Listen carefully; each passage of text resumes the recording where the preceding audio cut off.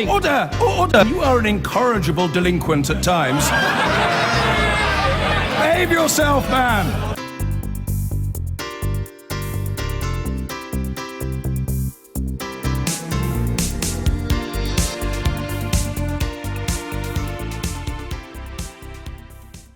The Sunday Express, the EU declares war on drivers. People who drive in cars are going to be arrested, or something like that. The Mail on Sunday has a fun story here. Angela Merkel's number 2 says that Britain cannot survive outside the EU. That's a story designed to drive all patriotic British people into insane rage. Then there's The Observer, talking about the health crisis still there. And again, Jeremy Corbyn is going to make a bold speech very shortly in which he's going to be pro-immigration against the theme of the mood of the country at the time. Finally, public faith in Cameron drops at the Independent Sunday's poll, and we'll be talking a lot about that, of course, through the rest of the programme, including in the paper review. Welcome to you all. Amol, we'll be talking about the Indie in a bit, but we're going to start with Cameron's key negotiator secretly wants Brexit, it says. But at the end of the story, it says, no, he doesn't. No, he doesn't. It's one of these classic political stories where it must have caused Tim Shipman, who's the brilliant political editor of the Sunday Times, a lot of problems, because Oliver Letwin, who's one of Cameron's key allies, has said, do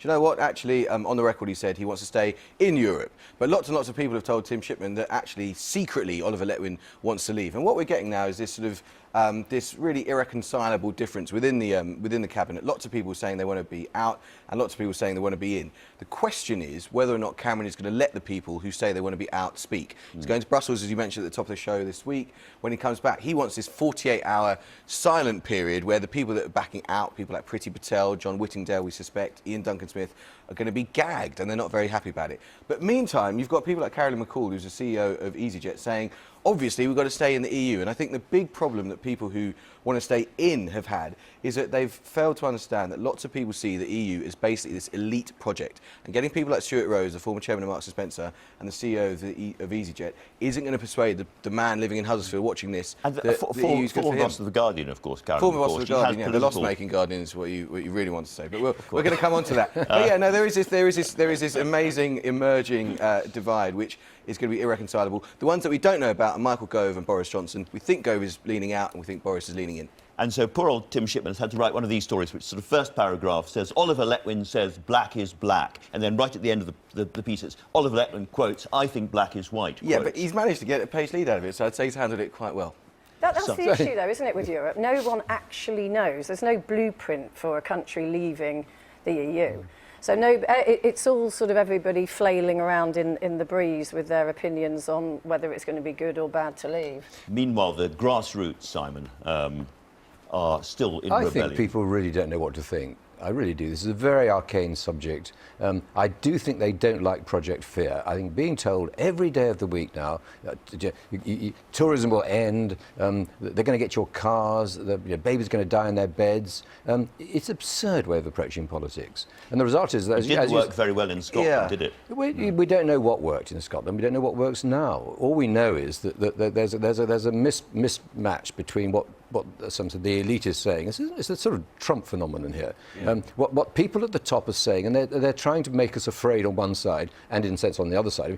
Hordes of immigrants if we leave, hordes of immigrants if we don't leave. It is a kind of craziness, partly because I think it won't make a lot of difference which way we vote. Oh, that's an interesting view. It doesn't matter which way it goes. Well, if we vote to stay in Europe, nothing will change. In other words, all the people who said we must stay in a reformed Europe will have failed. If we vote to leave, something will change, but we don't know what it is yet because there'll have to be a new treaty. So I mean, I'm for no first time, yes second time round, but there'll have to be a new arrangement somehow. So we're not offered that as an option. Can I just stop you on that because it's really interesting? You think we should vote to leave the EU now to put real pressure for change in Europe?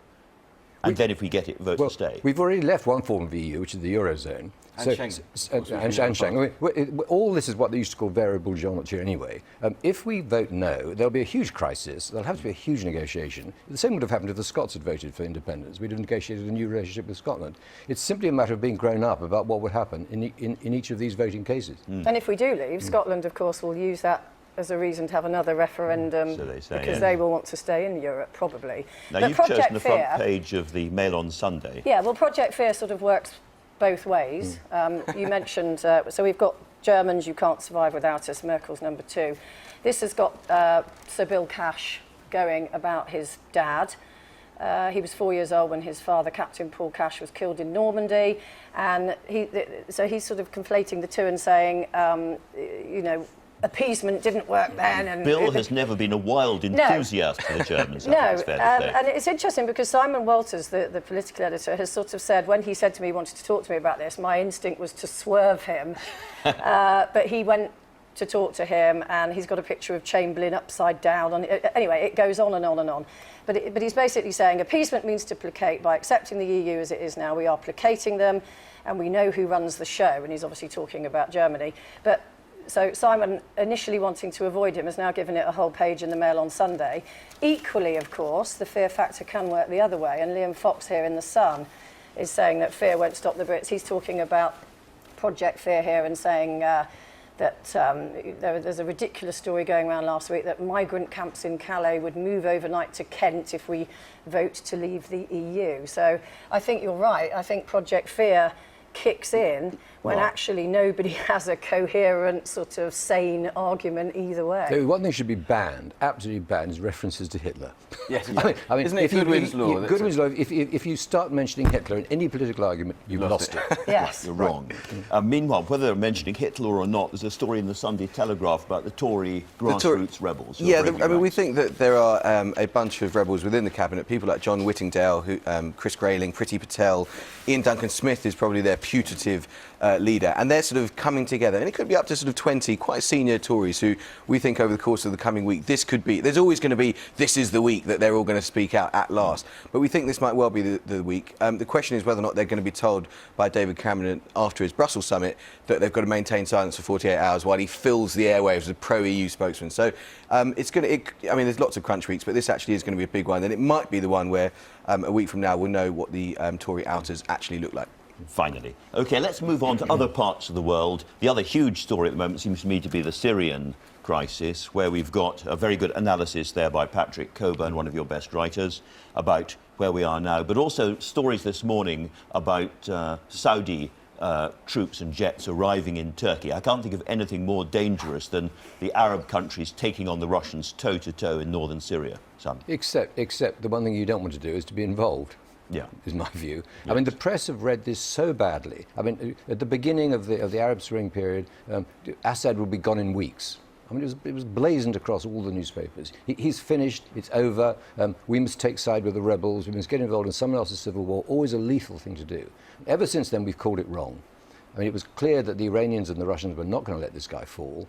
Sooner or later, and God knows it's now later, he was going to win in some sense of the word win, and I still believe that. So by getting involved again and again and again, half-heartedly, never put boots on the ground, all we're doing is prolonging someone else's civil war, and I find that immoral. That's absolutely right. But if I may say, I mean, Patrick Coburn, who we talked about on this newspaper review in the past, and who'll be writing, by the way, for The Independent long after we cease printing, has got it right all the way through. And he's written a brilliant piece in The Independent on Sunday today where he said that we've evolved to a kind of stage of thinking where the West no longer thinks what you have to do is get rid of bad guys overseas.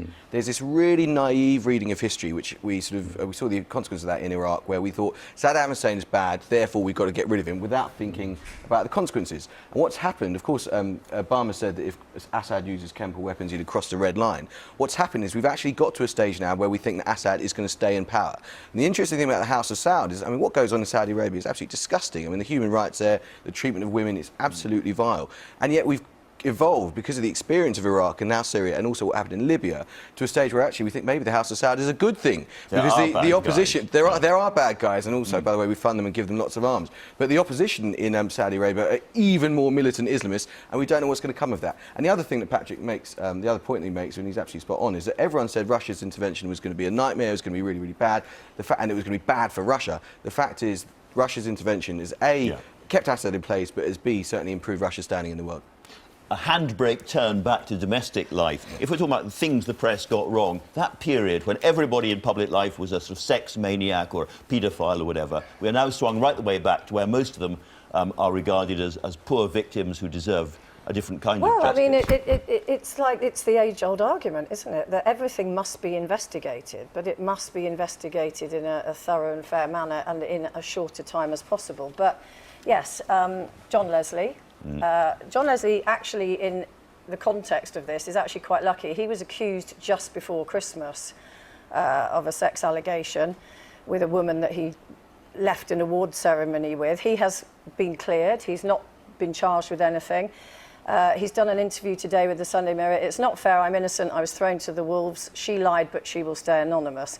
He's lucky in that it took quite a short amount of time for him to be told no further action. If you look at somebody like Cliff Richard, it's coming, I think it's 2 years now, isn't it, that he's been waiting. But I've been writing about this for a long, long time, many, many years, that I don't think people should be named until they are charged, because then you know that that particular claim has veracity. At that point, then when it's publicised, other victims can, or alleged victims, can come forward and add their name to the list. But what's happening increasingly... in the case of Lord Britton, Jane, you know, Lord Britton went to his grave with his name tarnished. This man is an amazing public servant. We have to say, it is the newspapers that does give publicity to these allegations. I mean, They do, but they're allowed to. They're allowed to, but I mean, I totally agree with you. But I mean, the kind of the orgy that descends on these people as soon as the police but are given you're a nod. asking, you can't ask the media to exercise exercise self-restraint? Well,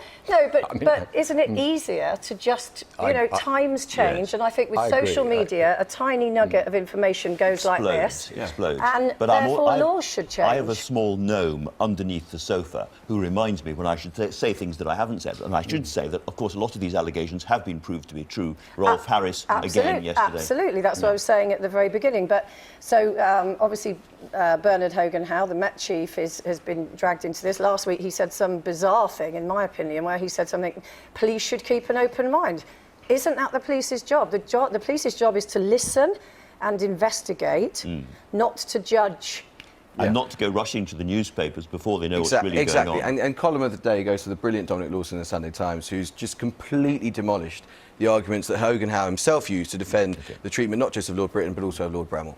Let's move, because we've mentioned it a couple of times, to the Indy itself. So I think some people are still confused, Amol. What will the independent website now be? What will it consist of? It'll be absolutely true to the spirit of the Independent, which you're an editor of, and which I've been an editor of, very proud of, and which which have been our values for the last 30 years. The fact that we're international, the fact that we're intelligent, the fact that we're in touch. So the Independent is not such shutting, it's switching. Yeah, huge numbers. So the ones that you mentioned in your wonderful piece in a loss-making newspaper yesterday, Patrick Coburn and Kimson Gupta and Robert Fisk will be absolutely part of the independent conversation. And they'll be writing just as many words, you'll be able to get them online. You've got the star writers, but you won't have that great sort of network of reporters below them, as it were, going around the country and, in a sense, possibly challenging them and giving them new information. Nonsense. We'll have lots of reporters. We're creating lots of jobs. So we're creating 25 roles on the website. And the other thing, Andrew, is that we had on Friday, which is a very difficult day and a tough day and a sad day, as you said, we had several million people look at the independence journalism around the world. About 30,000. Look at. Hang on, just let me finish this one point, Jane. About 35. The death of a newspaper, though. It's Jane, sad. I'm sitting here. Of course, I'm sad. I feel very bad for those who've lost their jobs and who I'm going to be in touch with, have been in touch with for the last 4 days, and will be in touch for the coming weeks. But the fact is, we had millions of readers online and a few tens of thousands in print, and we're going to use the proceeds of a sale to invest in the millions online, and that means we'll have a profitable independent, which is actually going to be sustainable for the long term and available for the next 30 years, which is, I think, a good thing. So you'll be something, you won't be a newspaper, you won't be that physical thing. Do you think that you're going to be followed by lots of your rivals in what we used to call Fleet Street? I think eventually we are. I think the fact is that the business model for paid-for general news, Monday to Friday, is kaput. Everyone says the future of newspapers is unclear. There's nothing unclear about it. The game is over. In terms of general news, Monday to Tuesday. There's an awful lot of people out there that still do read newspapers. But in the long term, I mean, Simon, you were meant to kill the Independent 20 years ago when you got the job as the editor of the Times. It took you 22 years to do it. It took a long, long time, and I'm very sorry it succeeded at the end. It hasn't been killed. You're quite right. Yeah, the Independent lives on. Everything's changed. Everything's changed. The one thing I believe, two things. One is that the most important thing is plurality of outlets. Yeah. There must be plurality of outlets, whatever the form it takes. Secondly, I actually believe people go and want you to read newspapers. I mean, I've read of the death of the theatre, the death of the book, the death of the restaurant, the death of cinema because of television. All these things, deaths have been prescribed. The newspapers, still millions of people around the world read newspapers. as many people reading quality newspapers in Britain today as were before I became a journalist. Yeah. I mean, It's just that they're doing it online. No, they're doing. No. They're actually buying bloody newspapers. Yeah. We refuse to look at the figures. I mean, the papers are in bad shape, no question about it. They'll sort it out sooner or later. Wapping sorted it out. Wapping gave the newspapers another 20, 30 years of extraordinarily profitable life. It'll happen again. It's just one of those bad moments when you see a title off the newsstands, although I agree it's online. Yeah, sage words. This is the death of the newspaper review because we've run out of time. Thank you all very much indeed.